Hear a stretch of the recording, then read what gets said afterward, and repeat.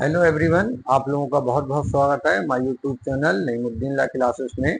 और हम भारतीय न्याय संहिता 2023 पढ़ रहे हैं। इसको मैंने दो तीन चीज़ें आपको बताई थी, जैसे भारतीय न्याय संहिता 2023 लागू कब से हुई है।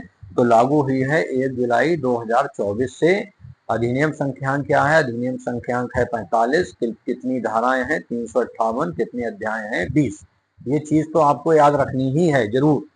और इसमें अब हमने धारा 1 और धारा 2 कंप्लीट कर ली थी। धारा 2 में डेफिनेशन क्लॉज था, आप वीडियो में देख सकते हैं। जो भी डेफिनेशन समझ ना आए उसको आप कमेंट बॉक्स में पूछ सकते हैं। अब आ गए हैं धारा 3 पर। धारा 3 का जो हेडिंग है वो है साधारण स्पष्टीकरण। यानी एक तो स्पष्टीकरण होता है, धारा 3 में पूरा ही साधारण स्पष्टीकरण दे दिया गया है। इसको आप समझिए, साधारण स्पष्टीकरण में क्या कहा गया है ये जानना बहुत जरूरी है। तो साधारण जो स्पष्टीकरण है उसमें clause 1, clause 2, clause 3, clause 4, clause 5, clause 6, clause 7, clause 8, clause 9 clause हैं जिनको कि हमें पढ़ना है और एक एक क्लॉज को देखना है। तो वीडियो बहुत ध्यानपूर्वक देखिए, क्योंकि ये धारा बहुत समझने की है और बड़ा धैर्य पूर्वक समझिए।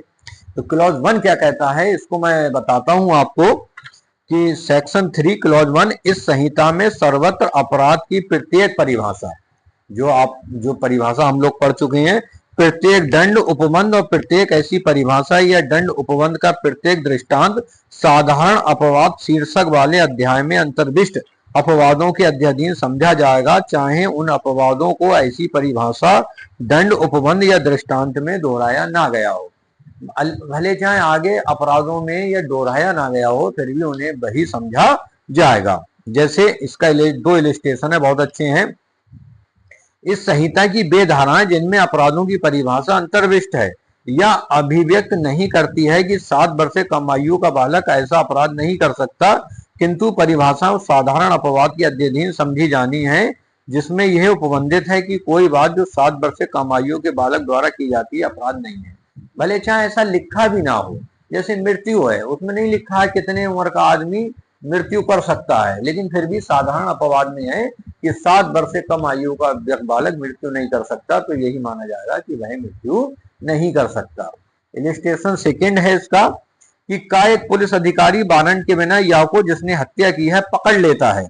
यहाँ का सदोष परिरोध के अपराध का दोषी नहीं है, क्योंकि वह या को पकड़ने के लिए विधि द्वारा आबद्ध था और इसलिए यह मामला उस साधारण अपवाद के अंतर्गत आ जाता है जिसमें यह उपबंधित है कि कोई बात अपराध नहीं है जो किसी ऐसे व्यक्ति द्वारा की जाए जो उसे करने के लिए विधि द्वारा आबद्ध हो।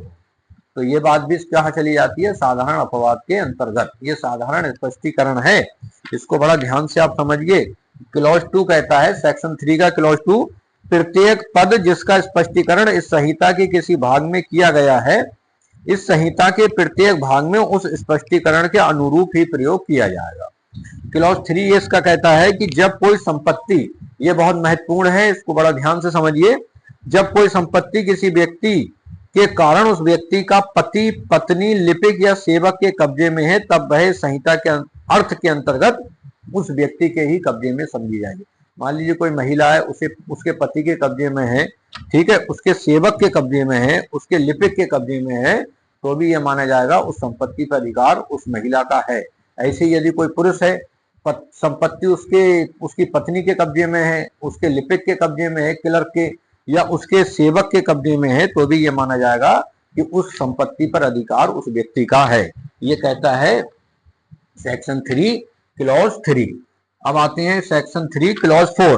क्लॉज 4 क्या कहता है, जब तक कि संदर्भ से प्रतिकूल आशय प्रतीत न हो, इस संहिता के प्रत्येक भाग में किए गए कार्यों का निर्देश करने वाले शब्दों का विस्तार अवैध लोगों पर भी हो है, यानी अवैध लोगों पर भी माना जाएगा।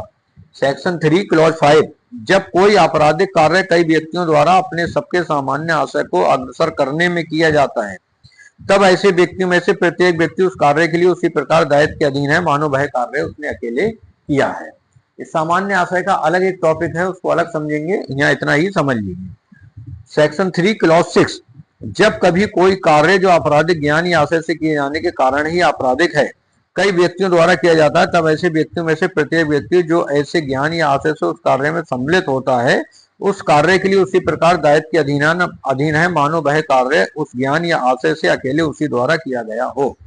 क्लॉज 3 वो सेक्शन 3 सब क्लॉज 7, जहां कहीं किसी कार्य द्वारा या किसी लोक द्वारा किसी परिणाम या का कारित किया जाना या उस परिणाम को कारित करने का प्रयत्न करना अपराध है, वहां यह समझा जाना है कि उस परिणाम का अंशतः कार्य द्वारा अंशतः लोक द्वारा कारित किया जाना वही अपराध है। इसका इलिस्ट्रेशन है बहुत अच्छा। का अंशतः या को भोजन देने का अवैध लोप करके और अंशतः या को पीट कर जान पूछकर या की मृत्यु कारित करता है, का ने हत्या की है। क्लॉज 8 सेक्शन 3 क्लॉज 8, जब कोई अपराध कई कार्यों द्वारा किया जाता है तब जो कोई या तो अकेले या किसी अन्य व्यक्ति के साथ सम्मिलित होकर उन कार्यों में से कोई एक कार्य करके उस अपराध के किए जाने में जानबूझकर सहयोग करता है, वह उस अपराध को करता है। इलिस्ट्रेशन है बहुत अच्छा। का और खा पृथक रूप से और विभिन्न समयों पर या को विष की छोटी छोटी मात्राएं देकर उसकी हत्या करने को सहमत होते हैं। का और खा या की हत्या करने के आशय से सहमति के अनुसार या को विष देते हैं या इस प्रकार दी गई विष की कई मात्राओं के प्रभाव से मर जाता है। यहाँ का और खा हत्या करने में जानबूझकर सहयोग करते हैं क्योंकि उनमें से प्रत्येक ऐसा कार्य करता है जिससे मृत्यु कारित होती है। वे दोनों इस अपराध के दोषी हैं यद्यपि उनके कार्य पृथक हैं। आगे आते हैं, इसमें और इलिस्ट्रेशन है खा और गा। खा बड़ा अच्छा इलिस्ट्रेशन है। का और खा संयुक्त जेलर हैं। अपनी उस हैसियत में वे एक कैदी या का बारी बारी से एक समय में 6 घंटे के लिए संरक्षण भार रखते हैं। या को दिए जाने के प्रयोजन से जो भोजन का और खा को दिया जाता है वह भोजन उस आशय से कि या की मृत्यु कारित कर दी जाए। प्रत्येक अपने हाजिरी के काल में या को देने का लोभ करके वह परिणाम अवैध रूप से कारित करने में जानते हुए सहयोग करते हैं या भूख से मर जाता है। का और खा दोनों या की हत्या के दोषी हैं। लास्ट आते हैं सेक्शन 3 सब क्लॉज 9, जहां कई व्यक्ति किसी आपराधिक कार्य को करने में लगे हैं या संबंध है, वहां भी उस कार्य के आधार पर विभिन्न अपराधों के दोषी माने जाएंगे। तो ये सेक्शन 3 था जो आपने समझा। सेक्शन 3 में साधारण स्पष्टीकरण है, इसको आप भी बैरेक्ट से पढ़िए। कोई चीज समझ में ना आए कमेंट बॉक्स में जरूर पूछिए। धन्यवाद।